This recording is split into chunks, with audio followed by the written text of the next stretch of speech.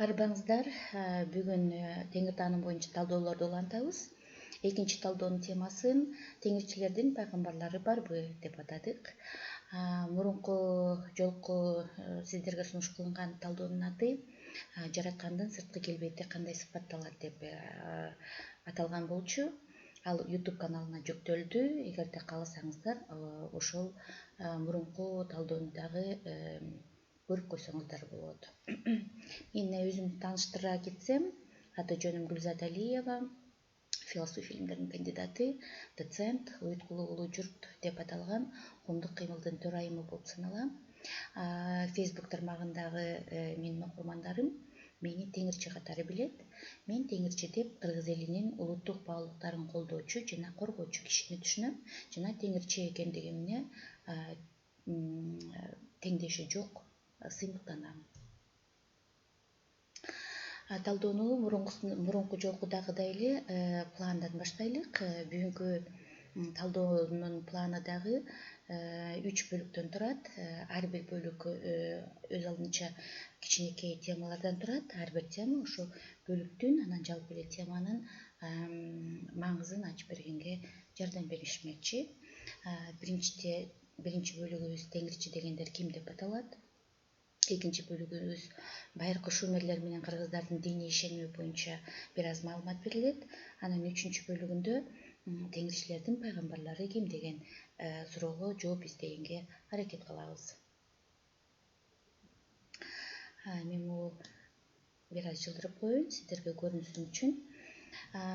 Биринчи бөлүмдү, бүгүнкү талдоонун биринчи бөлүмүн теңирчи дегендер ким деп атадык.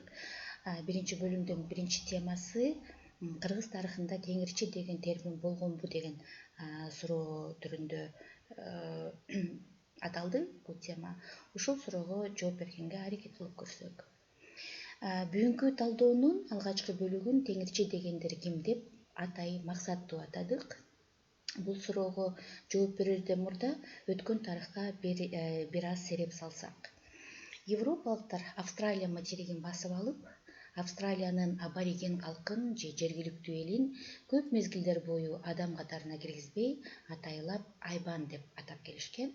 Мынакей ошондой абориген жергиликтүү калкка жасаган, ошо айбан катары жасаган мамилени чагылдырган моундай фото сүрөт тарыхый эстелик катары сакталып калган.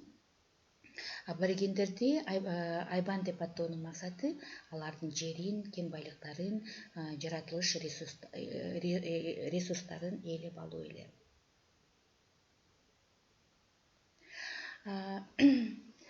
1991-жылы Совет бийлиги урагандан кийин идеологиялык чөлкөмү бош калган Кыргызстанды жана кийинки 5-10 жыл ичинде өлкөнүн интернет айдыгын өздөрү да чоочун кожоюндарга чөк түшкөн, өзгөлөрдү да селдечендерге чөк түшүктүүнү каалаган дин таратуучулар ээлеп, алар кыргыз элин айбан деп ачык айта албаса да, таасирдүү күчтөргө таянып, чагымчыл маанайда мыйзам талаасынан атайлап чыгып, элим изилдөөчү Гүлзат Алиеваны жектегендей, радикалдуу идеялар менен макул эместерди теңирчи деген жасалма термин менен тергеп, колдон келишинче максаттуу сөз бараңга алып, атайлап кордоп, мазактап, адам укуктарын бузуп келишүүдө.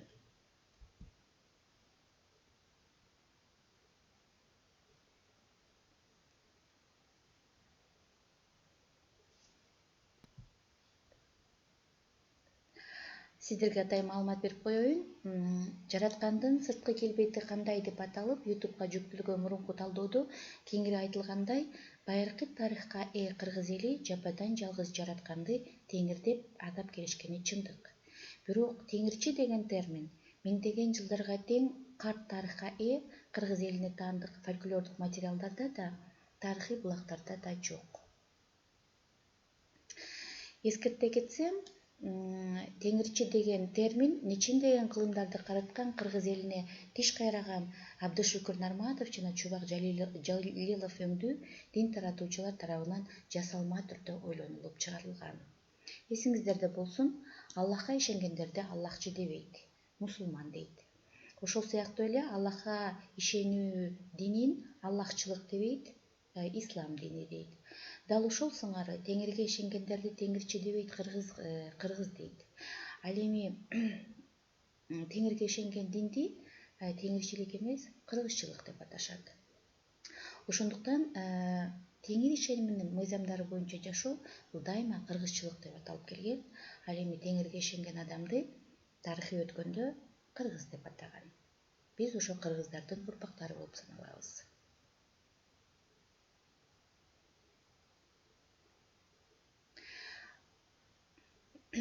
Facebook тармагындагы Сергей Кой жүгүрткөн замандаштар адилет белгилегендей, бир аз мурдараак Боже мой деп калдык элек. Орусташуу процесси жүрүп жатканда ошо жаратканды Боже мой деп атап калдык элек. Эми тилибизди туурасынан чайнап, арабча кеңкилдеп Аллах деп калдык. Жаратканым, теңирим деп койсок эле, ката сүйлөп жатасың деп тепкиге алып, кыскасы кыргыздын тилинен кемтик издеген азыркы замандын модасына айланды. Илгери 1937 жылдарда эл душманы деп канча аталарыбыз атылып кеткен. Азыр да кызырынып аңдып эле турушат. Өңүтү келсе эле кыргыздын тилин токтотолу деп. Анткени бүгүнкү күндө кыргыздын тили басмырланып, арабтардан келген сөздөр үстөмдүк кылып бара жатат. Кыргызча сүйлөгөндөрдү, ал тургай кыргызча саламдашкандарды дагы теңирчи деген термин менен тепкилөө бүгүнкү күндүн трендине айланды деп айтсак болот.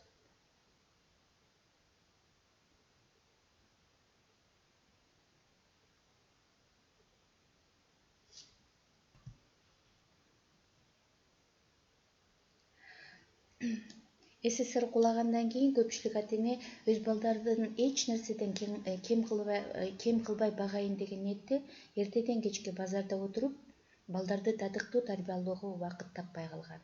Анткени балдарды кийинтип, ичинтип, материалдык жактан камсыз кылуу максатында ошо СССР кулаган мезгилдерде көпчүлүк биздин замандаштар базарда отурууга аргасыз болушкан. Анан бир топ ата энелер мен бербеген тарбияны мечит берсин деген максатта балдарды мечитке берүүнүн натыйжасында ашкерей диндешкен жана жиндешкен зомби жаштар пайда болду. Мындай жиндешкен динге кирген жаштар жалпы коомдун орду долгус кайгысы экендигин баардыгыбыз көрүп билип жатабыз.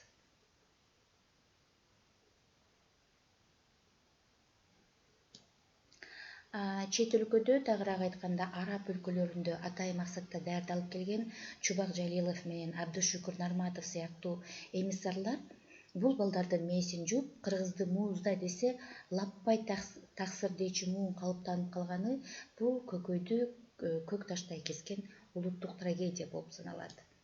Тарыхчылар гана эмес, жалпы эле улуттук интеллигенциянын шалаакылыгынын натыйжасында 21-кылымдын башында атайы геосаясий жана башка күмөндүү максаттарды көздөп, сырттан келген миссионерлер кыргыз элине исламдын өтө радикалдашкан агымдарын күч менен активдүү таңоолай башташты.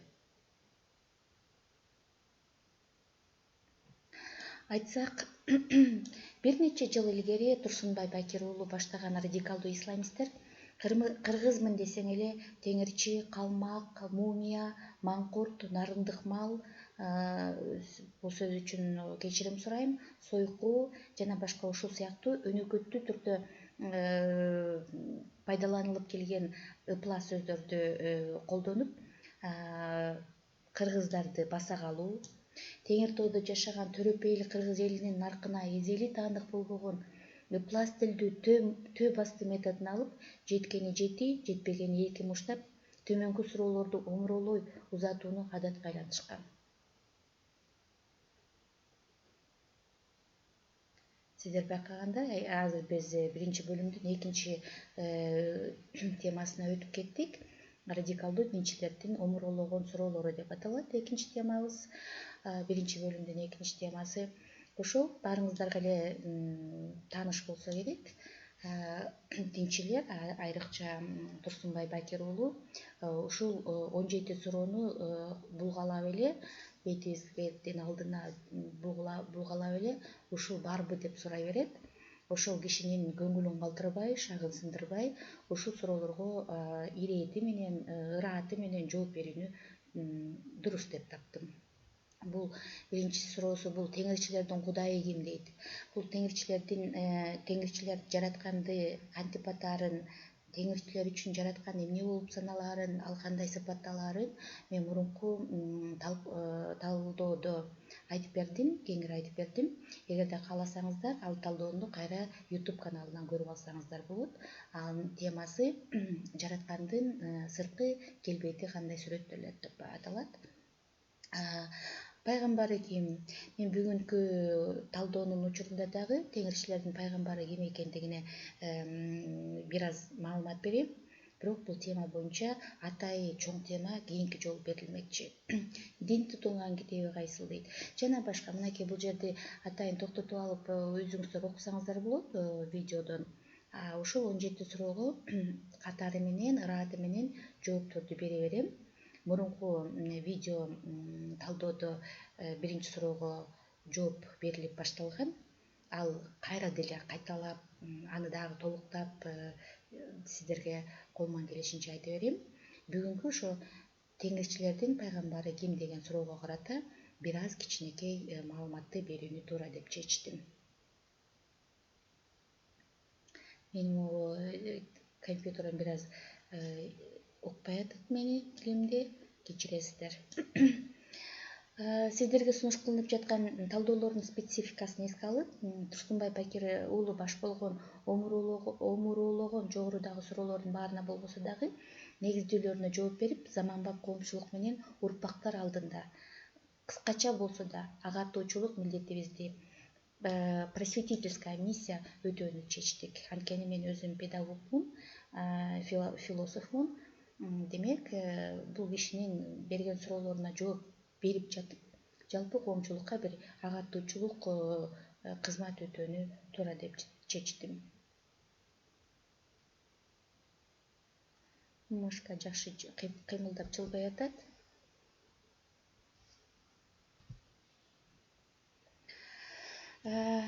Мындан туура бир кылым мурда Советтик Орусияда ликбез деген термин пайда болгон. Мен мында бир аз жылдырып коеюн. Видеону бир аз нары бери жылдырып турайын, сиздерге көрүнсүн үчүн текст. Бул Советтик Орусияда ликбез деген термин пайда болгон деп айттым. Сиздердин баарыңыздар үчүн ушу маалыматты бере кетейин. Ликбез деген эмне экендиги тууралуу. Бул ликбез деген сөз орустардын ликвидация безграмотности у населения деген маани берет. Башкача айтканда, сиздер билесиздер, 1917-жылы Орусияда улуу октябрь социалисттик революциясы болуп өттү. Ошол революция бүткөндөн кийин Орусиянын басымдуу калкы сабатсыз эле, жазганды, окуганды билишчү эмес, санаганды билишчү эмес. Ошондуктан советтик өкмөт ошо биринчилерден болуп ошо мыйзам чыгарган болчу ликбез тууралуу. Ошо калктын басымдуу көпчүлүгүнүн сабатсыздыгын жоюу боюнча бир кыска мөөнөттүү курстар ачылган да, 1 айлык, 2 айлык, 3 айлык, 1 жылдык сыяктуу курстар ачылган. Ал жерде жаш курагына карабастан кичинекей балдардан баштап жашы улгайган адамдарга чейин барышып, анан ошо жазганды, окуганды, санаганды үйрөнүшкөн болчу да. Ошол ликбез термини 2 мааниге ээ. Биринчиси орусчасын окуп коеюн. Бул жерге массовое обучение неграмотных взрослых чтению и письму в Советской России и СССР. Мен анын кыргызчасын жогоруда айттым. Кайра дагы айтайын. Советтик Орусия менен кийин СССРде жанагы сабатсыз калкты массалык түрдө ошолордун сабаттын жоюуга арналган кыска курстар ликбез деп аталган.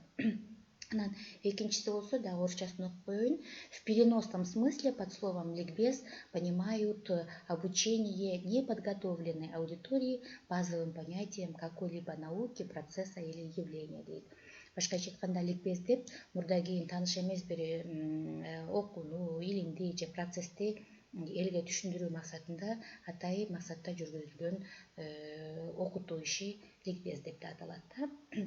Ошо жогоруда айтылгандарды эске алып, биздин интернет айдыңындагы теңир тааным боюнча талдоолорубуз менен агартуучулук ишибиз теңир ишеними жаатындагы ликбез болуп калсын деген үмүт менен ушул ишти сиздерге сунуш кылып жатамын. Анткени ар нерсенин өзүнүн убагы болот, өзүнүн бир үстөмдүк кылчу убагы болот. Жана мода деп айтпадыкпы? Мода деген эмне?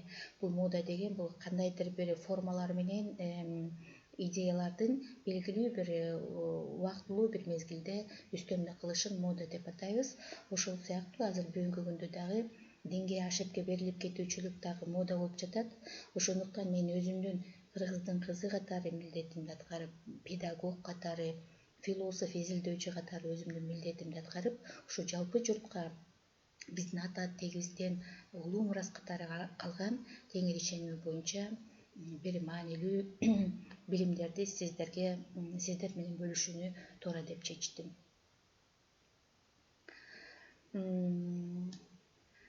Экинчи бөлүгүбүз мынакей биздин ликбездин экинчи бөлүгүбүз байыркы шумерлер менен кыргыздардын диний ишеними деп аталат. Экинчи бөлүмдүн биринчи темасы байыркы шумерлер жана Авраам, Ибрагим пайгамбар деп аталды. Радикал динчилердин омурологон суроолордун алгачкысы бул теңирчилердин кудайы ким деп аталат. Эми мен жана жогоруда дагы айттым эле, кайра да бир сыйра кайталап коеюн. Бул суроого кеңири жооп жараткандын сырткы келбети кандай деген темада аталып, YouTube'га жүктөлгөн мурунку талдоодо кенен айтылган болчу да, кенен сунуш кылынган. Буюрса бул суроого жоопту дагы деле кенен бере бермекчүбүз, ага дагы кошумчалап, толуктап, бышыктап дагы ал суроого жоопту бере берем. Анткени теңдеши жок теңир тууралуу айтылчу сөздөр океандай чексиз. Аны бир эле сүйлөм менен же болбосо бир эле талдоо менен бүтүрүп койгонго болбойт. Ошондуктан колуман келишинче ар бир талдоонун учурунда теңирге берилген сыпаттарды, теңир жөнүндөгү ойлорду сиздерге айтып, сиздер менен бөлүшүп бермекчимин. Бул жерде дагы көңүлүңүздөрдү бурсаңыздар, 18.000 ааламды илимдин тили менен айтканда 18.000 метагалактиканы жасаган, жападан жалгыз жаратканды туюнткан теңир түшүнүгү өтө карт тарыхка жана бай мазмундагы материалдык руханий мураска ээ. Бул мураска байыркы аруу элдеринин, древнеарийский народу, байыркы шумерлердин, заманбап түрк элдеринин, алардын ичинде кыргыз элинин диний философиялык дүйнө таанымы менен жөрөлгөлүү культтарынын мураскери болуп саналат. Демек, теңир түшүнүгү ошо элдерден, жогоруда аталган элдерден бизге мурас катары берилген түшүнүк болуп саналат.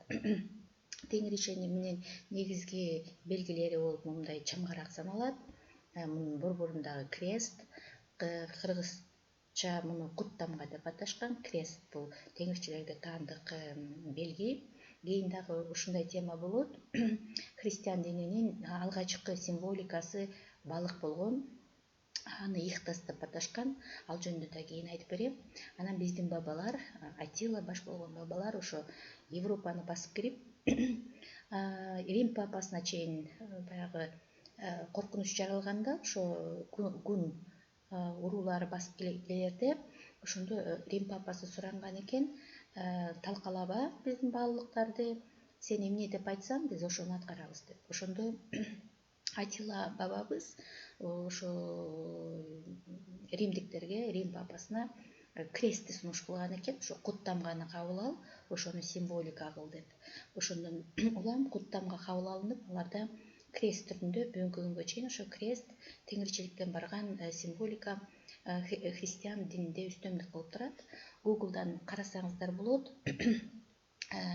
Крестке чейин христиандардын негизги символикасы Ихтас деп аталган жана ал балык түрүндө сүрөттөлгөн болчу да. Демек, крест бул бизге таандык белги. Анткени түндүк, боз үйдүн түндүгүндөгү чамгарак кресттин формасында болуп саналат. Бул кресттин да терең мааниси бар. Ал жөнүндө дагы өзүнчө бир тема да айтып беребиз. Бул төгөрөктүн 4 жагы тең дегенди белгизет. Анткени бизде ислам дининде мисалы үчүн кыбыла гана ыйык, кыбыла жакты карап сыйыныш керек жана башка идеялар болуп атпайбы? Ал теңирчиликте төгөрөктүн 4 жагын тең Теңир өзү жасаган, ошондуктан ал тең, баардык тарабы тең. Кыбыланы Теңир жасап, анан кыбыладан башка жагын башка жасаган эмес. Ошондой эле жуманы дагы аптанын күндөрү, жума деген бул күндөрдүн султаны деп атайт ислам дини. Ал Теңир ишениминде андай эмес, аптанын 7 күнү тең. Анын 7 күнү тең ошо Теңир тарабынан жасалган. Же болбосо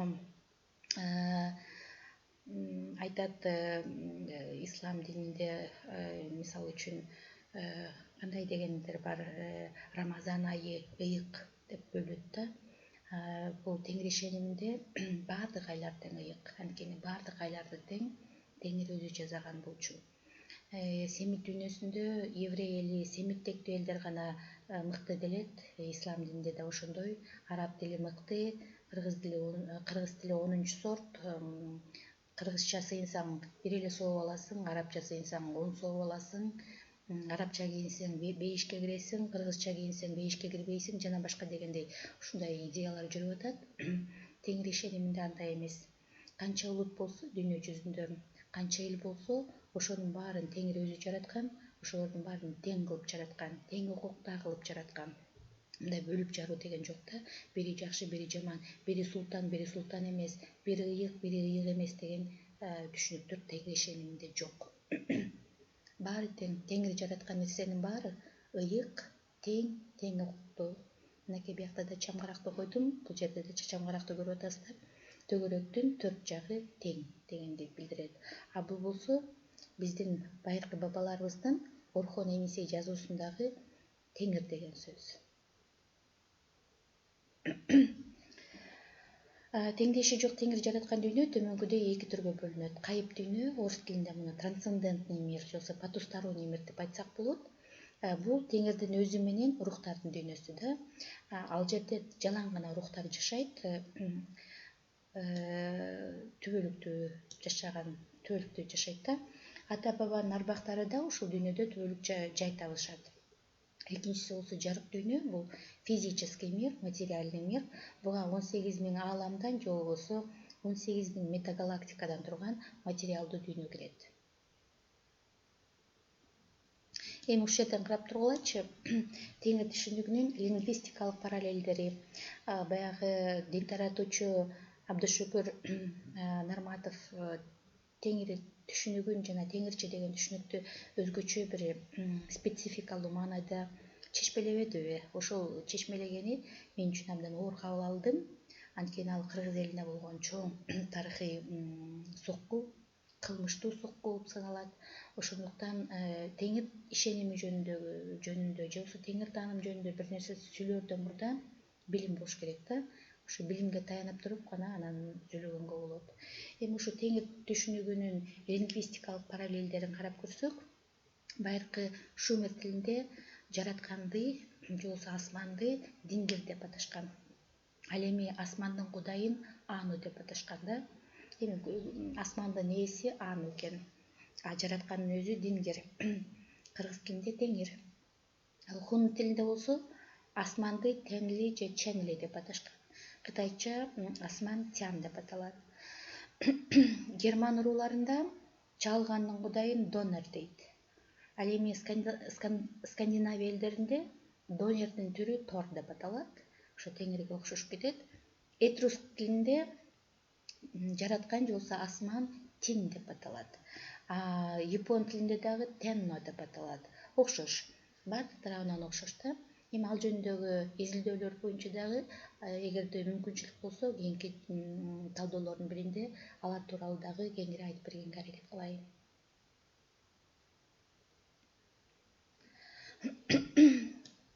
Азыр сиздердин көңүлдү дүйнөлүк тарыхтагы Теңир ишеними жана байыркы шумерлер, Теңир ишеними жана Авраамдык, Ибрагимдик диндер менен байланышкан кыскача бирок өтө маанилүү маалыматка бурсам,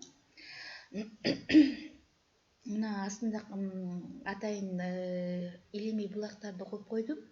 Ушул илимий булактарды окуп жатып, эми алардын баары көп. Алардын баарын койгон жокмун, негизги эле өзөктүүлөрүн койдум. Булардын баарын окуп жатып, момундай тыянакка келдик да. Байыркы кыргыздардын жападан жалгыз жараткан болуп саналган Теңирге ишенүүсү байыркы шумерлер аркылуу байыркы Семит дүйнөсүнө, башкача айтканда еврейлер менен арабтардын түпкү тегине жеткен. Деги эле диний маданияттан гана эмес, бүтүндөй адамзат цивилизациясынын башында байыркы шумерлер турганы бул кашкайган чындык болуп саналат. Мурунку жолу дагы мен сиздерге кыскача маалымат бердим эле шумерлер боюнча. Бүгүн дагы бир аз кошумчараак маалымат берейин. Жанагы Турсунбай Бакир уулунун бул теңирчилердин пайгамбары ким деген суроосуна жооп катары бул маалыматтар сиздерге берилип жатат да. Андан сырткары бүгүнкү күндө коомдо кыргыздар деген жапа эл болчу, жазуусу жок болчу, анан тигил сөз деле арабтан келген, бул сөз деле арабтан келген, тиги деле арабтан келген, бул деле арабтан келген дегендерге жооп катары мен сиздерге ушул маалыматтарды берип жатамын. Адамзаттын өтө байыркы замандарында Тигр жана Ефрат дарыяларынын ортосунда жайгашып, түндүгүндө Армян тоолору, түштүгүндө Перс булугу менен чектелген өлкө шумер тилинде Кенгир, ал эми грек тилинде Месопотамия же эки дарыя аралыгы деп аталган. Бүгүнкү күндө бул аймакта заманбап Ирак мамлекети жайгашкан. Мынакей сиздер көрүп турасыздар картадан, бул англис тилинде карта экен. Кийинкисинде орус тилинде карталарда көрсөтөм. Мынакей Тигр дарыясы, анан Ефрат дарыясы эки дарыянын ортосунда. Мынакей Ефрат дарыясы, мынакей Тигр дарыясы ушунун ортосунда, түндүгүндө Армян тоолору, түштүгүндө болсо Перс булугу. Ушундай аймакты ээлеген мамлекет байыркы заманда шумерлердин өлкөсү деп аталган. Шумерлер өзүнүн өлкөсүн Кенгир деп аташкан. Кенгир деген сөз бул кыргыздын Теңир деген сөзүнө абдан жакын. Ал жөнүндө да кийинки талдоолордо айтып беремин. Ал эми гректер болсо, байыркы гректер бул аймакты Месопотамия деп атаган. Грек тилинен орус тилине, кыргыз тилине которгондо Месопотамия деген сөздү эки дарыя аралыгы деп дегенди билдирет. Карт тарых күбөлөгөндөй Месопотамия аймагынын түштүк жагын шумерлер ээлешкен. Бул биздин ата тек деп атасак болот. Анткени тили, дини баалуулуктары биздикине, кыргыздыкына, түрк элдерине абдан окшош. Ал эми түндүк жагында болсо акаттыктар жайгашкан. Акаттыктар бул бүгүнкү еврейлер менен арабтардын түпкү теги болуп саналат, түпкү ата теги болуп саналат. Эми могу жерде картаны карасаңыздар, могу жерде Ур деген шаарды көрүп турасыздар. Перс булугуна жакын жерде жайгашкан. Месопотамиядагы Ур шаары байыркы дүйнөдөгү өтө кызыктуу жана атактуу шаарлардын бири болгон. Сиздерге теңир тааным боюнча сунуш кылынып жаткан талдоолордун спецификасына байланыштуу Ур шаарынын тарыхы менен байланган айрым өтө маанилүү фактыларды эсиңиздерге салсам. Библиядагы, Инжилдеги топографияга, жер суу аталышына ишенсек, анда Ур шаарынын чеке белинде жер бетиндеги Бейиш же Эдем жайгашкан экен. Мынакей Куран менен Библияда аябай макталып, аябай көркөмдөлүп сүрөттөлгөн Бейиш ушул Ур шаарынын тегерек четинде жайгашкан экен. Жаратканга жакпаган жоругучу мындан 6000 жыл мурда ошол Бейиштен алгачкы пенде Адам менен анын жубайы Ева же болбосо Хава куулуп чыккан. Ошо куулуп чыккан жер дагы бул Ур шаарынын жанында болгон. Биздин заманга чейинки 3000-жылдыкта дүйнөдөгү эң алгачкы мамлекет болуп саналган Шумердин борбор калаасы болгон Ур шаары алыш бериш кайнап, калкы көп ири шаар эле. Бул жерде мындай базар деген аябай быкылдап, укмуш бир өнүгүп турган мезгил болгон биздин заманга чейинки 3000-жылдыкта. Анан бул жер Ур шаары ошо шумерлер менен акаттыктардын ушундай бир экономикасы, алакасы, алыш бериши кайнаган жер болгон да. Месопотамия аймагына шумерлер чыгыш тараптан, сыягы Борбор Азиядан келишкен деген гипотезалар бар. Борбор Азиянын пайдасына шумерлердин жаңы мекенин Кенгир атап, аларда топон сууга чейин өздөрү жашаган улуу тоолорго болгон аздек мамилеси. Мен бул жөнүндө да кийин сиздерге айтып берем. Шумерлерде тоонун культу болгон, тоолорду абдан сыйлашкан. Анан Гилгамеш жана башка дастандарында, эпостарында жанагы чоподон жазылган таблицалары, ошолордо жазылган тексттер боюнча Топон суу каптаганга чейин алар ошо Улуу тоодо жашашкан, Теңир тоодо жашашкан, бул Кыргызстандын территориясында. Анан Топон суудан кийин климат кескин өзгөрүп кеткендигине байланыштуу алар суулар менен жүрүп отурушуп ошо Месопотамия аймагына келип калып, анан ошол жерге жайгашып калышкан да, жанагы аккадтыктар менен еврейлердин түпкү ата теги менен кошуна болуп жайгашып калышкан. Анан бирок еврейлерден айырмаланып, шумерлердин маданияты, тили, мифологиясы, илимий укмуш өнүккөн болчу да. Анан кийин еврейлер ошону акырын өздөрүнө алып менчиктеп отурушуп, анан кийин жанагы Библияны жаратышкан, Тоораны жана башкаларды жаратканы ошо шумерлердин таасири астында болгон да. Анан жанагы Кенгир деп өзүнүн мекенин, жаңы мекенин Кенгир деп атап, ошол Кенгирдин өтө аздектелген жерлерине жасалма тоолорду жасай баштаганда, бул жасалма тоолор зиккураттар деп аталган. Мен мурунку талдоодо дагы сиздерге айтып бергем. Зиккураттар мындай бийик болуп, мындай адамды өтө мындай сестенте тургандай бир ыйык жерлер болуп саналганда, культ гор, тоолордун культу болгон ошо немелерде, шумерлерде.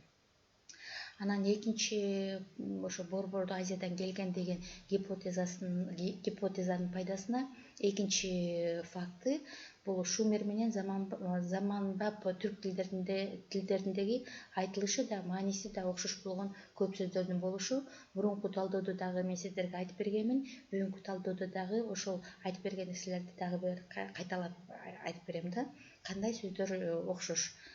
Андан сырткары үчүнчү факт, үчүнчү себеп эмне үчүн ошо Борбор Азиядан келди дегенге, шумерлер ошо жаратканды Тенгир деп аташкан. Ал эми биздин ата бабалар жаратканды Теңир же Тенгир деп атаганда, түрк тилдүү элдердин байыркы ата бабалары. Демек, бул шумерлер менен түрк тилдүү элдердин жана анын ичинде кыргыз элдеринин өтө байланышы көп. Мынакей мен мурунку немеде да бергенмин, талдоодо да ушул жөнүндө айтканмын. Бүгүнкү күндө илимпоздор тарабынан 450дөн ашык окшош сөздөр табылган.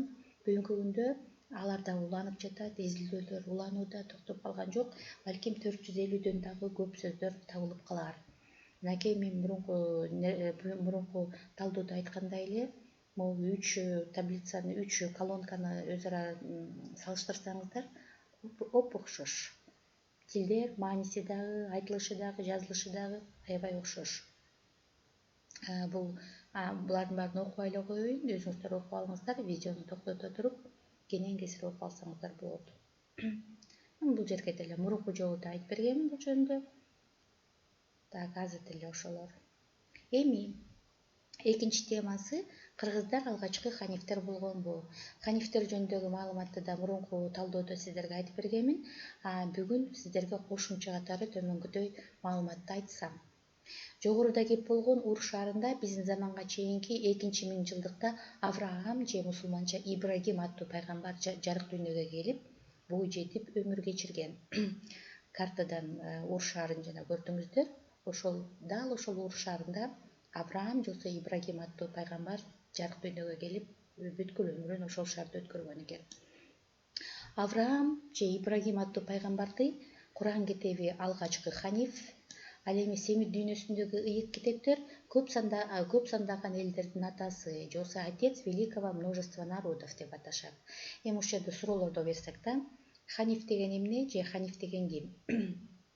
Еврейлердин Яхве деген кудайы Авраамды же Ибрагимди пайгамбар катары тандап алганга чейин же Авраам, Ибрагим пайгамбар Яхве деген кудайды тандап алганга чейин Авраам же Ибрагим пайгамбардын үй бүлөсү, анын атасы Фара, чоң атасы Нахор кайсы кудайга сыйынышкан? Эсиңиздерден чыгарбаңыздар. Ур шаарында төрөлгөн, Ур шаарында жападан жалгыз жаратканды, асманда жашаган жаратканды Тенгир деп аташкан. Демек, мындайча айтканда, Авраам Теңирге сыйынган экен. Яхвеге сыйынганга чейин ал Теңирге сыйынган, теңирчи болгон. Ал эми Куран болсо ошо ислам динине чейин жалгыз бир Кудайга сыйынган адамды ханиф деп атап, анан алгачкы ханиф катары бул Авраамды атап атат да. Демек Авраамдан мурда эле шумерлер ханиф болуп саналышкан экен.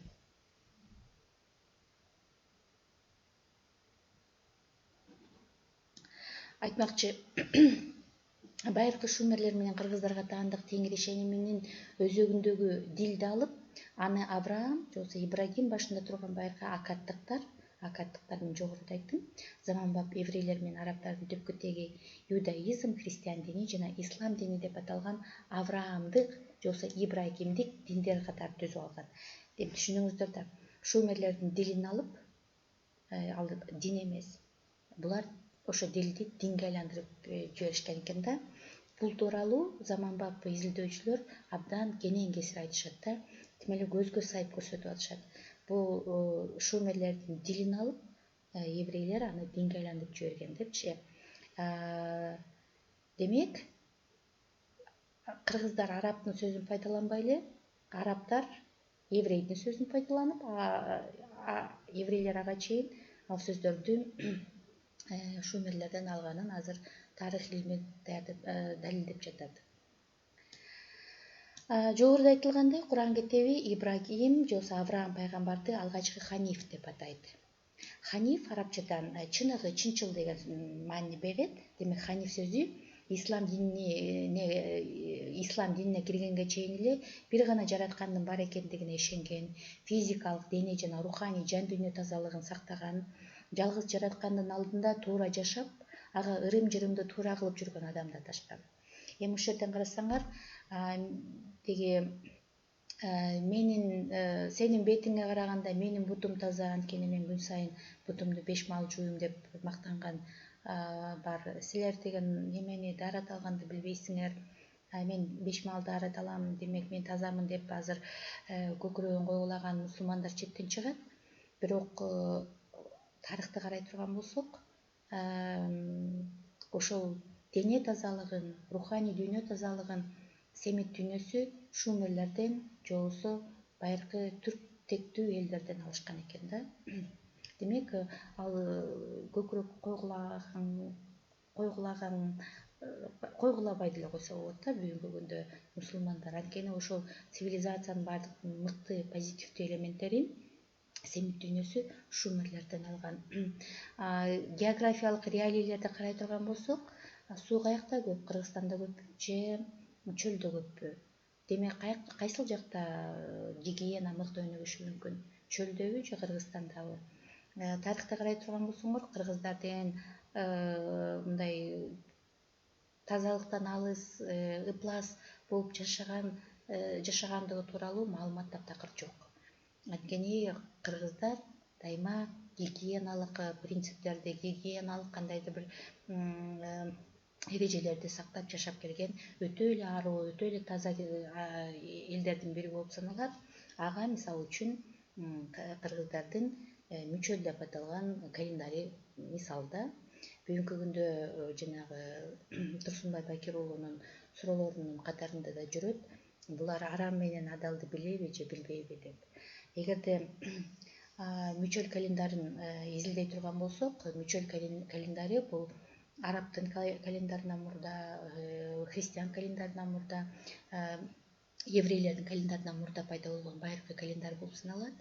Мүчөл календари боюнча мезгил цикл түрүндө, 12 жылдык цикл түрүндө жылып жүрөт. Анан 12 жылдык цикл жаныбарлардын аты менен аталат. Бул жаныбарлардын атына негизделген календар болуп саналат. Анан ушул жаныбарлардын 12 жаныбардын 6оосу адал деп аталат дагы, 6оосу арам деп аталат. Демек, еврейлерге чейин эле, арабтарга чейин эле кыргыздар арам менен адалды айырмалап билишкен. Ошондой эле кыргыздын тарыхында ит жеген, мышык жеген, курт кумурска жеген кыргыз деги эле өмүр болгон эмес. Анткени кыргыздар эң таза, эң мындай адал тамактар менен гана тамактанып келген өзгөчө бир эл болуп саналат.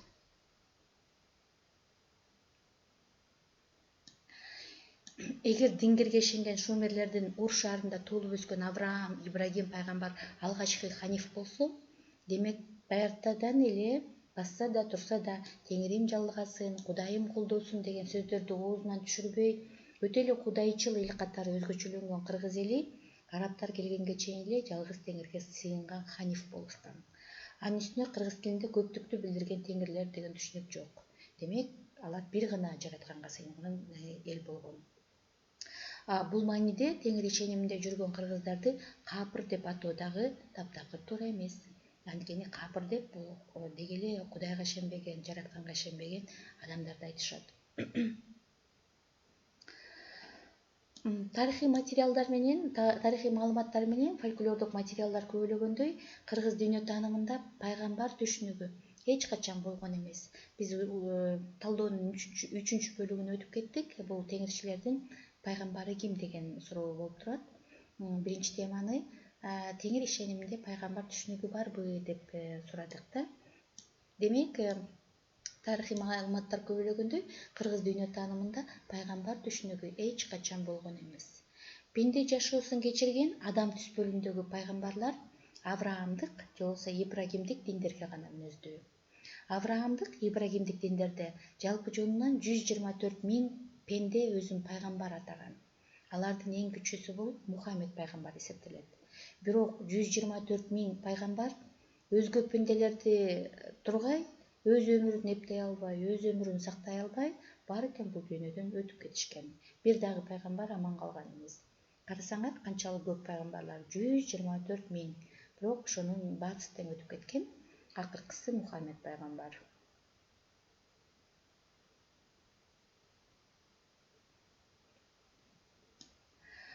18 000 ааламды жасаган, жараткан өзү орноткон ааламдык масштабдагы табигый мыйзам ченемдүүлүктөрдү кайыпбирлер жана ээси, владыка, хозяин деп аталган өлбөс жашоого ээ руханий колдоочулардын жардамы аркасында тескейт. Башкача айтканда, жараткан Теңир өзү кайып дүйнөдө жашайт, бул дүйнөнү башкаруу максатында ал жанагы кайыпбирлер деп аталган руханий күчтөрдү пайдаланат экен да. Кыргыз дүйнө таанымындагы кайыпбир түшүнүгүн Авраамдык, Ибрагимдик диндердин терминологиясы менен же болбосо орус тилинде айта турган болсок, ангел-хранитель же болбосо духовный покровитель катары түшүнсөк болот да, кайыпбир деген түшүнүктү. Анткени Авраамдык диндерде дагы ангел-хранительдер, алар өлбөс, дайыма жашап жүрөт, дайыма колдоо көрсөтүп жүрөт. Мынакей могу сүрөттө көрүп турасыздар. Кичинекей балага ангел-хранитель ошо колдоо көрсөтүп, ошону коргоп турат. Ошол сыяктуу Теңирдин таанымында дагы, Теңир ишениминде дагы өлбөс кайыпбирлер бар. Кайыпбир түшүнүгү кыргыз таануучулар Орозбек Айтымбет жана Чолпонбек Абыкеев агайлар тарабынан чечмеленген. Айтсак, байыркы шумерлердин старшие боги жана младшие боги, Анунаки, байыркы гректердин, римдиктердин, америкалык индей урууларынын боги жана богини деген түшүнүктөрү кыргыздын кайыпбир түшүнүгүнүн статусуна дал келет. Эгерде бул нерсени мындай терең чечмелей турган болсок, мен мурунку талдоодо айтканмын, Теңир бул диаморфизм деңгээлиндеги улуу күч. Диаморфизм ал аялдын да, эркектин дагы формасына ээ эмес, анын жыты жок, түсү жок, аны жаныбар катары да түшүнүүгө болбойт. Ал бийик дүйнөдө жашайт да, руханий күч, кайып дүйнөдө жашаган улуу күч болуп саналат. Ал эч кимге окшош эмес, ал өзүнө гана окшош. Ошондуктан биз аны диаморфизм деген түшүнүк менен түшүндүрдүк. Мен мурунку талдоодо айттым эле, Библияда, Куранда жанагы Аллах, Яхве, Адонай жана башка деп Жахаба деп аталган күч дайыма суранат да, мага козунун этин алып келип бер, мага шарап алып келип бер, мага алтын бер, мага акча бер, мага тигини бер, мага муну бер деп аябай көп суранат. Ошо элден деген курмандык чалып, мага ошолорду алып келип бергиле деп пайгамбарларын айтат да. Теңир антип эч качан бир нерсени суранбайт, бир нерсени тиленбейт. Анткени Теңир 18 000 ааламдын, ал эми Манастын кээ бир варианттарында 72 ааламдын ээси болуп саналат. баары аныкы. Ошондуктан ал эч качан мага ушуну алып кел, мага ушуну бер деп эч качан суранбайт. Бирок теңирден ылдый турган күчтөр бар. Ал теңирден ылдый турган күчтөр бул кайып менен кайып дүйнө менен жарык дүйнөнүн ортосунда ортомчулук кылып, ошо теңирден келген бир маалыматтарды ошо жарык дүйнөгө берип турат да. Ошол деңгээлди шумерлердин мифологиясында старшие боги, младшие боги деп аташат. Бул эми мен ойлойм, бул евроцентрикалык илимде ошо тиги ошо кайыпбирлерди деле бог, богиня деп атай беришсе керек да. Анткени шумерлердин мифологиясы боюнча бир эле жараткан ал дингир. Анан жанагы старшие боги, младшие боги, анунайки боюнча мен өзүнчө дагы бир сиздерге талдоо уюштуруп берем, Кудай буйруса. Ал таптакыр эле жараткан теңирге теңдеш эмес, алар ылдый жакта турган нерселер да. Ал эми мурунку талдоодо айткандай, семит дүйнөсүнүн кудайлары антропоморфизм жана социоморфизм деңгээлиндеги кудайлар болуп саналат. Ошолор деле кайыпбирдин деңгээлиндеги кудайлар да. Эгерде салыштыра турган болсок, мындай салыштырмалуу анализ жүргүзө турган болсок, ошо кайыпбирдин эле деңгээлиндеги кудайлар болуп саналат. Ал эми теңир кайыпбирлерден алда канча бийик, өтө бийик күч болуп саналат да. Кыргыз дүйнө таанымында кандай кайыпбирлер бар? Мисалы үчүн Кайберен кийиктерди колдоп жүргөн күч, кайыпбир өлбөйт, түбөлүк жашайт. Камбар ата бул жылкы тукумун колдоп жүргөн кайыпбир.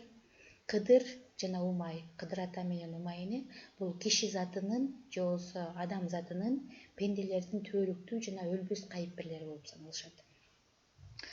Жана жогоруда айткандай, кайыпбирлер жараткан теңир өзү жашаган кайып дүйнө менен жарык дүйнөнүн ортосундагы түбөлүктүү жана өлбөс медиум, ортомчу боло алышат да. Мисалы үчүн, бияка жаздым болду беке. Мисалы үчүн, мынакей теңдеши жок теңирден келген өмүрдү киши затынын балдарына Умай эне алып берет.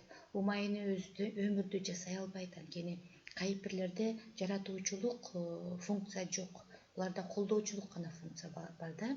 Жаратылуучулук функция жалгыз гана теңирге таандык. Ошо теңирден келген өмүрдү балдарга Умай эне алып берет. Ошол балдар торолгуча Умай эне ошол балдарды ар кыл кырсыктан коргоп, колдоп жүрөт да. Ал эми Кыдыр ата болсо киши затын теңирден келген кут, счастье, ырыскы, благодать, дөөлөт, богатство, оомат, власть менен дарыйт. Кыдыр менен Умай жөнүндө, Кыдыр ата менен Умай эне жөнүндө, даруу процесстери жөнүндө мен Кудай буйруса өзүнчө дагы бир талдоолордо кенен кесир айтып берем. Демек, Кыдыр ата менен Умай эне бул кыргыз дүйнө таанымындагы, теңир дүйнө таанымындагы кайыпбир болуп саналат. Балким семиттер үчүн ал пайгамбардыр, бирок пайгамбарлар өлүп калса, убактылуу эле пенде жашоосуна ээ болсо, Кыдыр Умай менен, то есть Кыдыр ата менен Умай эне алар эч качан өлүшпөйт, алар түбөлүк жашоого ээ, дайыма ошо бизди, адам баласын колдоп, коргоп жүрүшөт. Анан сиздердин мынакей бул жерде карап турсаңыздар, Кыдыр дарып кетет. Мындай учурлар кыргыз фольклорунда көп кездешет. Манас жана башка нерселерде көп кездешет. Мындан сырткары тарыхый инсандардагы Кыдыр менен жолукканын тарыхый маалымат катары калтырып коюшкан. Айталык, Чыңгызхан Кыдыр менен жолуккан, же болбосо Тамерлан дагы Кыдыр менен жолуккан, ал тууралуу тарыхый маалыматтар бар. Бүгүнкү заманда болсо Чыңгыз Айтматов да Кыдыр менен жолуккан, Кыдыр ата менен жолуккан. Анткени Чыңгыз Айтматов агайдын карындашы Роза Айтматова эженин эскерүүсү боюнча жана согуштун учурунда алардын жалгыз уйун уурдап кетип, анан ошо 14-15 жаштардагы өспүрүм Чыңгыз Айтматов мылтыгын алып алып, ошо уурунун артынан чуркап, эмоция калтырып, мен аны өлтүрөм, үйдө кичинекей балдар ачка турса, биздин уйду уурдап кетет деп чуркап баратканда, ошо талаадан алдынан кайыбынан эле бир аксакал адам пайда болуп, анан ошо жок балам, сен аяка барбагының муну кылбагының, мен сага башка ишти берем, сенин жолуң башка жолдо болот, башка жол менен кетесиң деп ошо Чыңгыз Айтматов агайды токтотуп калган экен.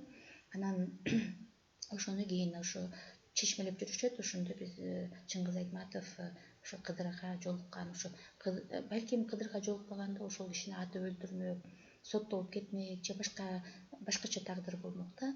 Анан Кыдырды арып кеткенден кийин ошондой бир дүйнөлүк масштабтагы кадыр-баркка ээ, дүйнөлүк масштабтагы гениалдуулукка ээ жазуучу болуп чыга келди да. Ушул айткандардын негизинде мен сиздерге бир маалымат бергим келип атат.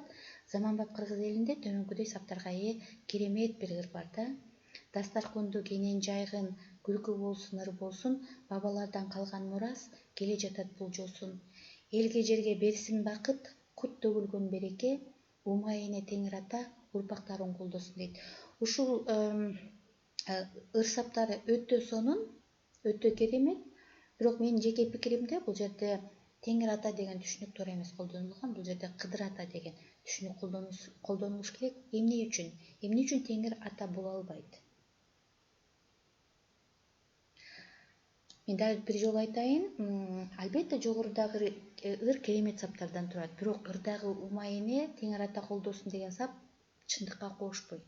Анткени жараткандын сырткы келбети кандай деген темага арналган мурунку талдоодо кенен сөз болгондой, Теңир кайып дүйнө менен 18.000 ааламдан турган жарык дүйнөнү жасаган жападан жалгыз жараткан. Демек анын теңи же жары жок. Ал аялга да эркекке да окшош эмес. Мен сиздерге көп жолу айттым. Анын үстүнө руханий абсолют катары Теңир эч качан антропоморфтук мүнөздөмөлөргө ээ болбогондуктан аны ата катары сыпаттоо мүмкүн эмес. Балким христиан дининде Бог Отец, Бог Сын, Богородица деп адам түрүндө улуу күчтөрдү сыпатташар. Ал эми ислам дининде алтын такта отурган, сот иштерин кылган, элди соттогон бир падыша түрүндө сүрөттөлгөн персонаж улуу күч болуп саналар. Бирок Теңир ишениминде Теңир андан да бийик, андан жогору турат, өтө жогору турат. Ошондуктан Теңирди ата катары сүрөттөөгө болбойт. Мен дагы сиздерге бир жолу кайталайм. Кайберен кейиктердин колдоочусу болсо, Камбар ата жылкы жаныбардын колдоочусу болсо, киши затынын, жалпы киши затынын, ал европалык болобу, азиялык болобу, африкалык болобу, жалпы киши затынын колдоочусу болуп, Кыдыр ата менен умайыне эсептелишет.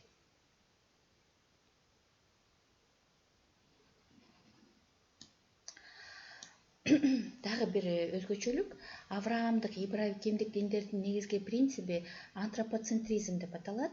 Бул греччеден антропос адам, латынчадан центрум бурбор дегенди билдирет. Тораны, Библияны жана Куранды карап окусаңыздар, Кудайды семит дүйнөсү Сабауф, Адонай, Яхве, Жахаба, Элохим жана Аллах деп аташат. Булардын баары тең бир эле сөз, ар кандайча аталганы менен булардын баары бир эле сөз. Ушул семиттердин Кудайы кызыл топурактан алгачкы пендени жасап, ага жан катары өзүнүн рухун үйлөп киргизет экен да. Бул диндер боюнча адам, баягы еврей тилинде адам бул кызыл топурактан деп которулат экен, из красной глины. Бул диндер боюнча адам аттуу еврейден адамзат тараган экен да.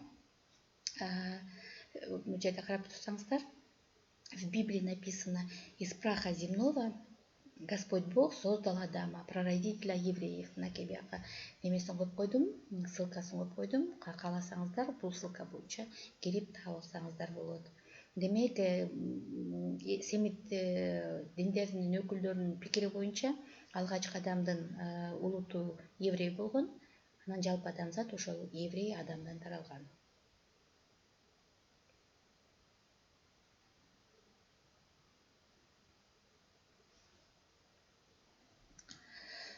Антропоцентризм принциби боюнча могу Сабауф, Адонай, Яхве, Жахаба, Элохим, Аллах деген аттарга ээ жараткан адамды өзүнө окшоштуруп жана түспөлдөштүрүп жасаган.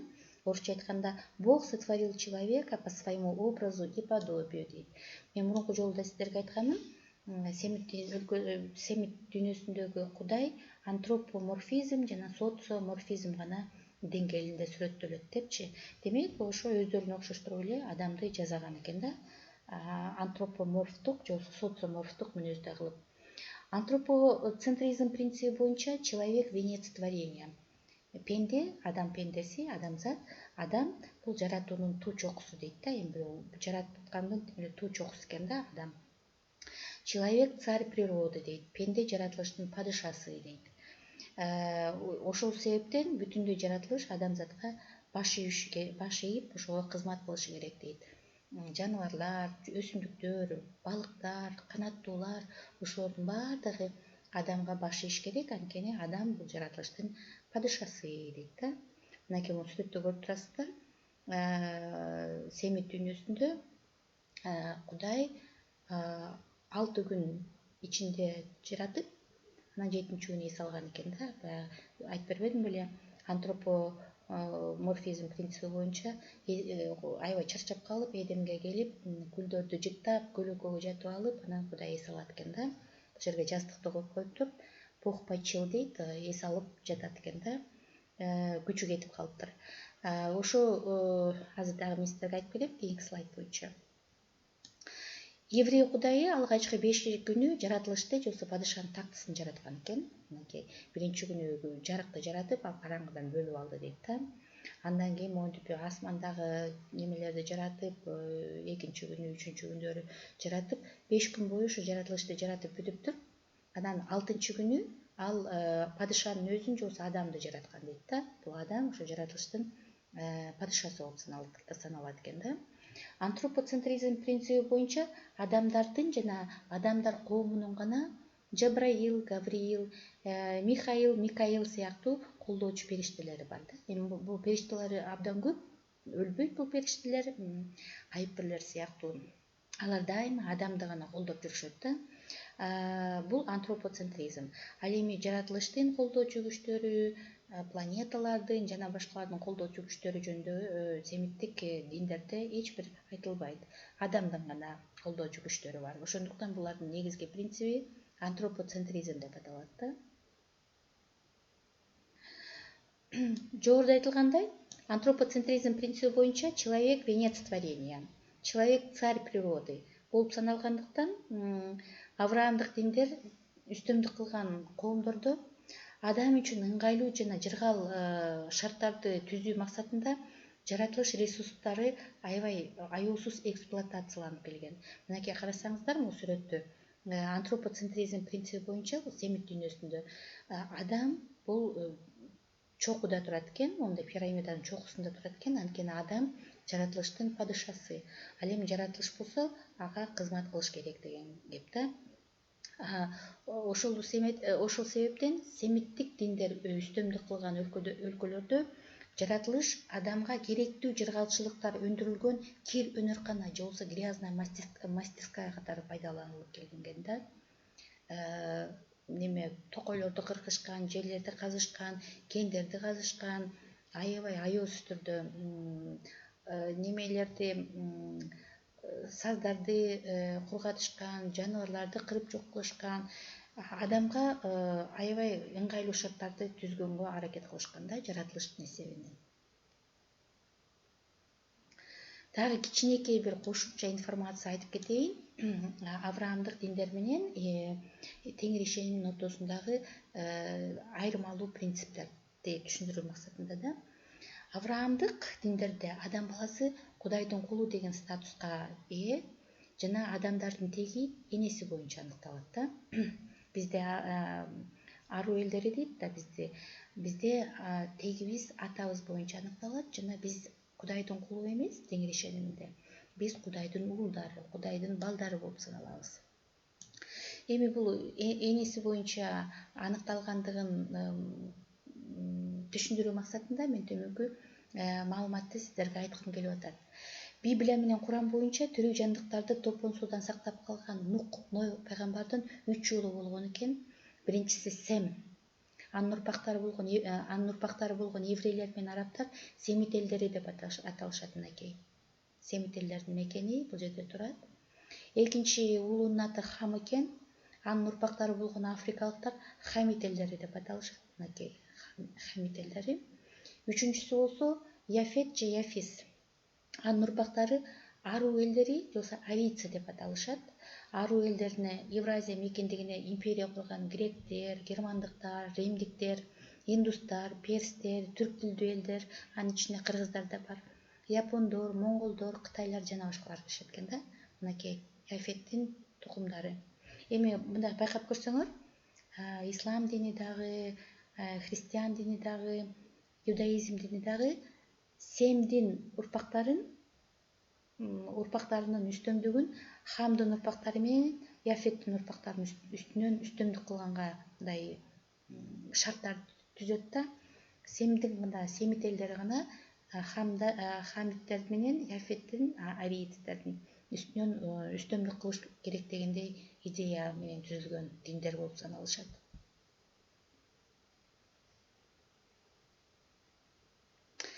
Могу Семдин урпагы жанагы айтпадыкпы, Ной пайгамбардын 3 баласы болгон. Сем, Хам, анан Яфет деп. Ошо Семдин урпагы Авраам, Ибрагим еврейлердин түпкү атасы болуп саналат. Авраамдын Сара аттуу байбичесинен Исаак деген бала төрөлгөн. Ал эми Агарь аттуу күнүнөн Исмаил деген уулу төрөлөт да. Анан кийин чоңойгондон кийин бул Исаак еврей элине, ал эми Исмаил араб элине түпкү ата болуп калган. Эми бул жөнүндө дагы чоң тарых, балким өзүнчө бир тема катары да айтып берербиз. Бул жерде дагы бир өзгөчөлүк бар да. Теги энесинен аныкталгандан сырткары еврейлер дагы Сара боюнча аныкталып атат да. Арабтар болсо теги Агарь боюнча аныкталып атышат. Могу Авраамдын байбичеси Сара бул өзүнүн карындашы болгон да. Башкача айтканда Авраам менен Саранын атасы бир, энеси бөлөк да. Бирок экөө үйлөнүп алышкан. Ушундай бир кызыктуу нерселер бар.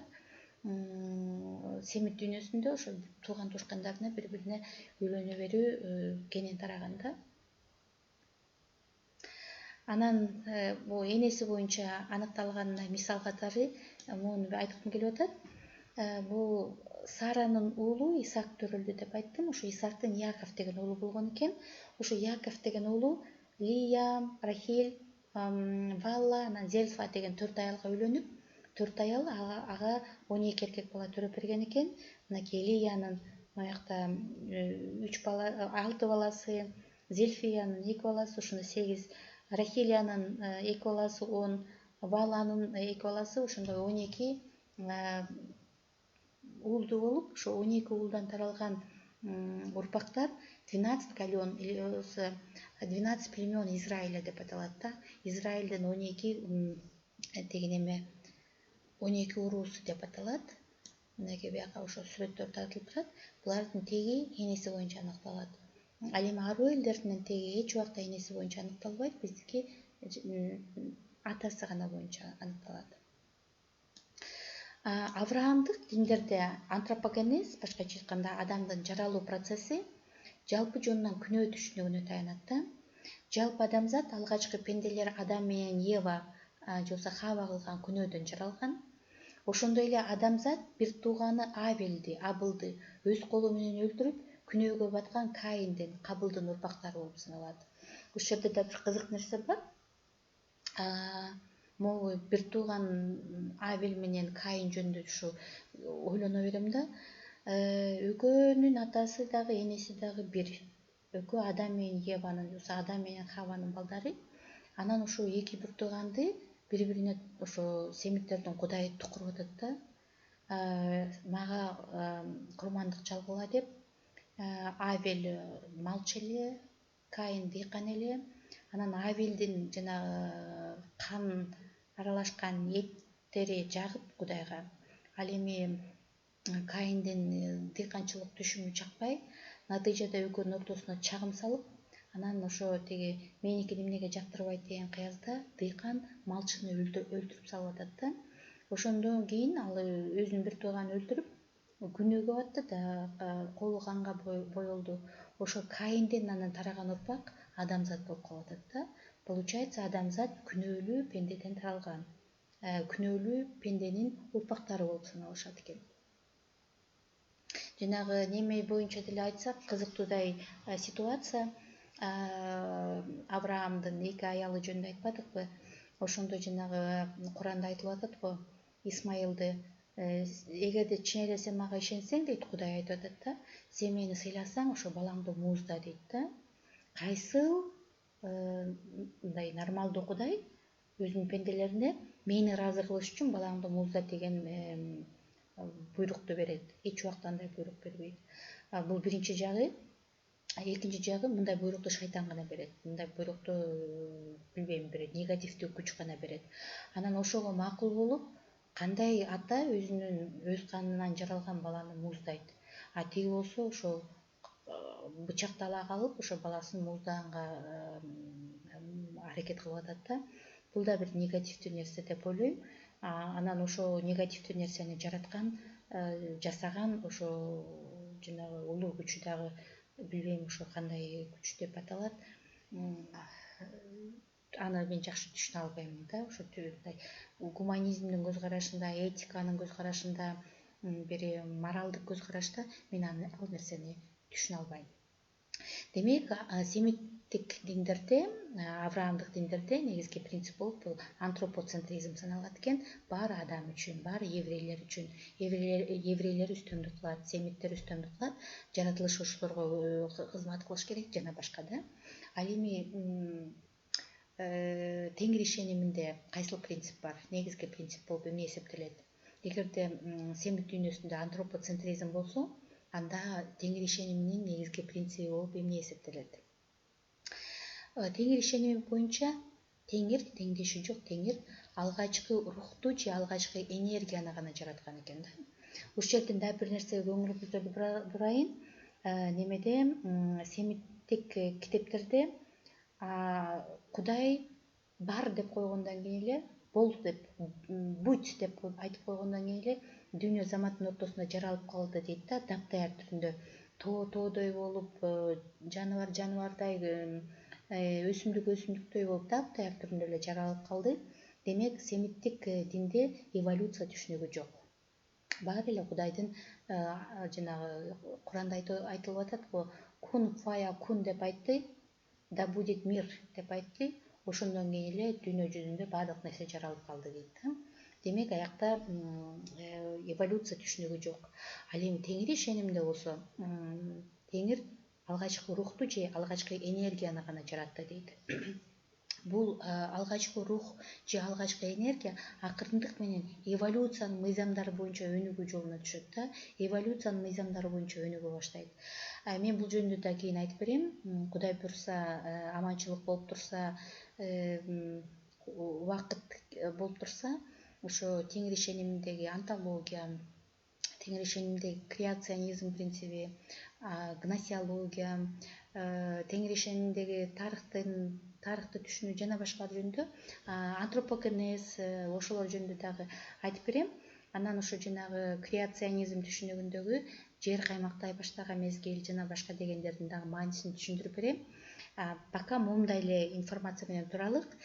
Теңир алгачкы рухту же болсо алгачкы энергияны гана жараткан. Бул орусча айтканда Теңир сотворил лишь первичный дух или первичную энергию. Болду, андан башка эч нерсени жараткан жок. Алгачкы рух менен алгачкы энергия акырындык менен эволюциянын мыйзамы боюнча өнүгүп отуруп, анан теги материяга айланган да. Биздин жеке пикирде авраамдык диндердеги жарык, свет деген түшүнүк бар. Авраамдык диндерде, Куранда дагы, Библияда дагы айтылып турат, первый день Бог сотворил свет деп. Анан бүгүнкү күндөгү илим аны чоң жарылуу, большой взрыв деп атайт. Биздин жеке пикирде ушул нерселер Теңир жараткан алгачкы рухту же алгачкы энергияны туюндурган саптар болсо керек деп ойлойбуз. Миллиондогон жылдарга созулган эволюциянын жүрүшүндө рухтун же энергиянын айрым бир бөлүгү уюй баштайт да, көркүлдөп, акырын уюй баштайт. Мен бул жөнүндө өзүнчө чоң тема кылып айтып берем. Анан ошо уюп отуруп, анан ошо энергиянын уюшунан, же болбосо рухтун уюшунан материя пайда болгон да. Киши заты да материянын бир бөлүгү катары рухтан, энергиядан же нурдан же болбосо жарыктан жаралган. Ошол себептен кыргыз фольклорунда кыргыз элинин түпкү теги нур тукуму күн эли деп аталат да. Нурдан жаралган эл деген маани берет да. Бул жөнүндө өзүнчө чоң тема болот. Нурдан жаралган элдин ишениминде, теңир ишениминде күнөө деген түшүнүк жок. Анткени биздин ата бабалар 7 ата жана 7 урпак деп аталган принциптерди көздүн карегиндей сактап келгендиктен алар эч качан күнөөгө жол беришкен эмес. Жанагынтип Авраам менен Сара экөө бир гана атанын балдары болгону, энелери ар башка. Биринчи аялынан теги Авраам төрөлсө, кичүү аялынан Сара төрөлүп атат, анан экөө кайра бири-бирине үйлөнүп алып атат да. Мындай нерселер абдан көп кездешет Семит дүйнөсүндө. А биздин аруу элдеринде андай нерсе жок. Анткени 7 урпак жана 7 ата деген принцип көздүн карегиндей сакталып келген. Эч убакта 7 ата өтмөйүнчө 7 урпак өз ара үйлөнө алган эмес. Теңир ишениминде ар бир адам 7 ата, өзү жана 7 урпак сыяктуу 15 муун үчүн жоопкер болгон. Мисалы үчүн мен бир нерсе кылаардан мурда ойлоном да, мен 7 атамдын атын уят кылып койбоймунбу ушул ишти кылып, же болбосо мен ушул ишти кылуу аркылуу 7 урпагыма жаман көрүнүп калбаймынбы, ушу 7 урпагымдын убалына калып калбаймынбы деп ойлонсом керекмин да. Демек ошондуктан бүгүнкү күн менен жашаган Семит дүйнөсүнөн айырмаланып, теңир таанымда ар бир адам 15 муун үчүн жооп берет. Ошол себептен биздин бабалар өздөрүн аруу эл деп аташкан да. Эми аруу деген сөздү таптаза дегенди билдирет. Орус тилине которо турган болсок, аруу это превосходная форма чистоты болуп калат да. Аябай таптаза. Бул денеси гана таза эмес. Бүгүн айтып атышпайбы жанагы дичилер? Биз күн сайын 5 маал даарат алабыз, анан биздин 5 маал бутубузду жуйбуз, биздин бутубуз силердин бетиңерден таза депчи. Балким 5 маал бутун жууганы менен оозунан канча маал ыплас сөздөр куюлуп атат. А бул аруу элдеринде дененин тазалыгы гана эмес, физиологиялык, физикалык дененин тазалыгы гана эмес, ички дүйнөнүн тазалыгы да чоң мааниге ээ болгон да. Бул жерде эки тазалык тең. Физикалык дагы, руханий да тазалык биринчи орунда тургандыктан биздин ата бабалар өздөрүн аруу элдери деп атаган. Авраамдык диндердеги антропоцентризм принцибинен айырмаланып, теңир ишениминин өзөгүн экоцентризм, грекчеден ойкос үй, латынчадан центрум борбор. Ойкоцентризм же болбосо экоцентризм, экологиялык центризм түзөт. Бул принцип боюнча адамдын курчап турган дүйнө менен тектеш туугандаш мамилесине басым жасалат. Жана муну сүрөттү көрсөтпөдүк беле, пирамида түрүндө болчу, ошо Семит диндеринде. Анын пирамиданын чокусунда адам турган, ал эми башка жаратылыш болсо ага кызмат кылууга тийиш болгон. А бул теңир ишениминде андай эмес. Адам жаратылыштын падышасы эмес. Анткени адам менен жаратылыш тең укуктуу, тең маанилүү. Кара кыл бутум жана Кожо жаш чыгармаларынын мазмуну чагылдыргандай, теңир ишениминдеги экоцентризм принциби боюнча адам жаратылыштын падышасы эмес. Коом менен жаратылыш, адам менен баардык тирүү жандыктар, микроорганизмдер, өсүмдүктөр, жаныбарлар баардыгы тең баалуулукка жана тең укукка ээ болуп саналат. Ошондуктан кыргыздар балдарына үйрөтүп келишкен да, чөптү жулба, убалына каласың деп. Кереги жок эле болуп чөптү жулбаганың. Ташты койгулаба дейт, анткени таштын дагы жаны бар, анын да убалы болот, анын да убал соогунан корк, жөн эле койгулай бербе ташты. Сууга түкүрбө, жаныбарлардын дагы немесине убалына калып калба деп. Кара кыл бутум менен Кожо жаш чыгармаларында ошо кыргыз элинин теңир ишениминин экоцентризм принциби абдан сонун чагылдырылган да. Айтсак, Кара кыл бутум деген чыгармада бир аңчы болот. Ал улгайып калган болсо дагы баласы жок. Анан ошо жараткандан дайыма суранып жүрөт да, ага бала бер деп. Анан ошо жашы бир топко барып калганда, ошо жараткан ага уул бала берет. Байбичеси экөө ошо уулуна абдан кубанып, ал бактылуу болушат, анткени ошо баласы ошо үйдүн бактысы болот, тили таттуу, ата энеси ошо баласынын көзүнүн тегереги менен айланып турушат. Анан бир күнү ошол аңчы ойлонот экен да, менин жашым келип калды, бир аздан кийин балким мен өтүп кетем. Менин балам жаш калып атат, ошондуктан мен көзүм тирүү кезинде ошо балама болгон шарттарды түзүп берип коеюн, келечек жашоосу жакшы болсун деп. Анан ошол максатта ал аңчылыкка жөнөйт. Кичинекей баласы атасын ээрчийт, бирок сен кичинекейсиң деп калтырып коет. Бала укпай атанын артынан ээрчип жүрүп отурат. Анан атасы аңчылык кылып атып, ошо теңир ишениминдеги экоцентрикалык принциптерди бузат да.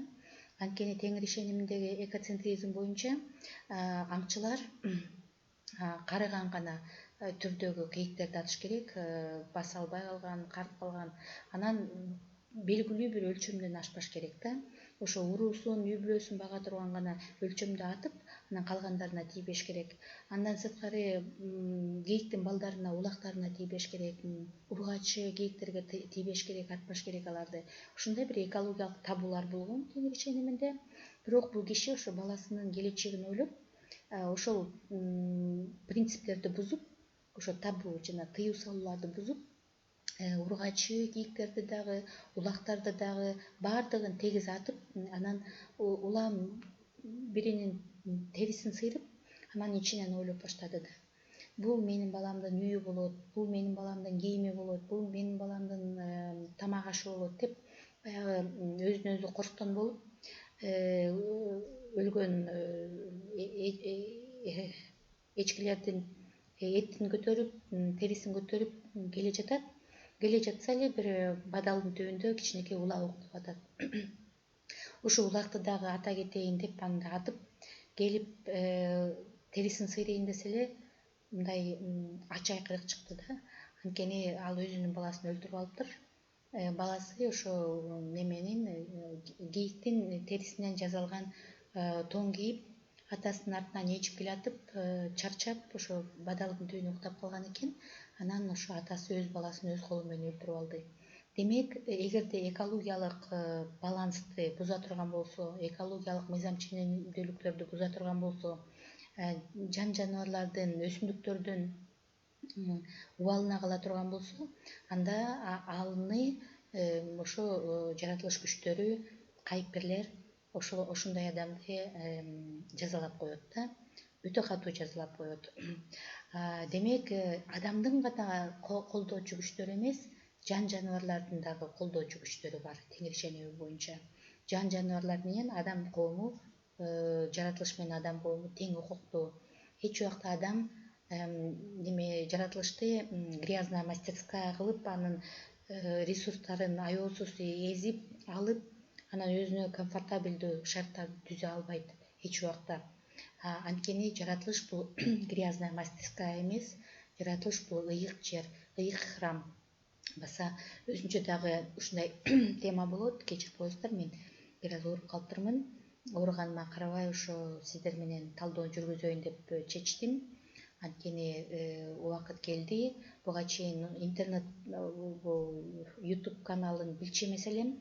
Эми жаңы үйрөнүп алып, ошо мүмкүн болушунча, мүмкүнчүлүгүм жетишинче ошо талдоолорду, өзүм билген нерселерди сиздерге калтырып коюуну чечтим да. Теңир ишеними боюнча мечит деген барбы деген да тема болот, өзүнчө чоң тема болот. Эгерде семит диндеринде эшмат менен ташмат курган имарат жараткандын үйү деп таанылса, теңир ишениминде эшмат менен ташмат курган үй эч убакта жараткандын үйү боло албайт. Анткени жараткан теңирдин үйү болуп, эшмат менен ташмат курган имарат эмес, теңир өзү жасаган 18.000 аалам мечит болуп саналат. Ошол жараткандын үйү болуп саналат. Ошондуктан жаратылыш деген бул ыйык храм болгондуктан адамдар жаратылышка өтө азиздик мамиле кылышкан. Аны эч убакта грязная мастерская кылып булгашкан эмес, ресурстарын аеосуз пайдаланган эмес, экологиялык катастрофаларды жараткан шарттарды түзгөн эмес. Ушуну менен биздин ата бабаларыбыз бизге улуу экологиялык маданиятты калтырып кеткен.